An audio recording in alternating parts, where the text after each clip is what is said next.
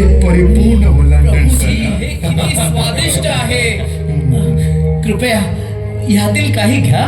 मी तो दिवस कधीच विसरणार नाही जेव्हा येशूने 5,000 लोकांना खाऊ घातले. माहिती आहे का मी किती काळजीत होतो. मग तो मुलगा मला सापडला ज्याच्याकडे मासे व भाकऱ्या होत्या. आम्ही कसे विसरणार. उत्तम उत्तम अतिउत्तम. हे घे भाकरी खा. ठीक आहे मित्रांनो, ऐका तर. आता माझी पाळी आहे. तुम्हापैकी कोणाला माहित आहे का पाण्यावर चालत असताना कसे वाटते? कसे वाटते? मी गलीलच्या समुद्रावर अरे चाललो. हो मला आठवत आहे. किती पावले बरं? हा 2 पावले. पण त्यावेळेस येशूने माझा हात पकडला. तेव्हाच मला समजले की आता मी वाचलो. मी तो दिवस कधीच विसरणार. माझी खरंच खूप इच्छा होती या वालंडण क्षणामध्ये तुमच्यासोबत जेवायची. माझी सुद्धा येशू. हे घ्या. धन्यवाद. खा. हे माझे शरीर आहे.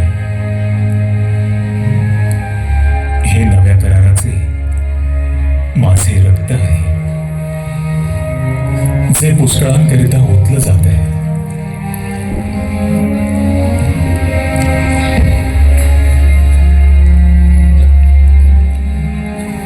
तुमच्यातलाच एक जण मला धरून नेईल. काय? तुम्हाला धरून नाही? आम्ही कसे तुम्हाला धरून देऊ? कसा होऊ शकतो. आम्ही सर्व ठिकाणी तुझ्या मागे येऊन सर्व एकत्र हो केलं. बरोबर. असं कसं तुम्हाला कोणी धरून देईल. कोण? याकोब, तूच आहेस ना? तू हे काय बोलत आहेस. मी असे कधीच करणार नाही. मला कुसावर खेळण्यात येईल आणि तुम्ही सर्व माझ्यामुळेच अडखळाल.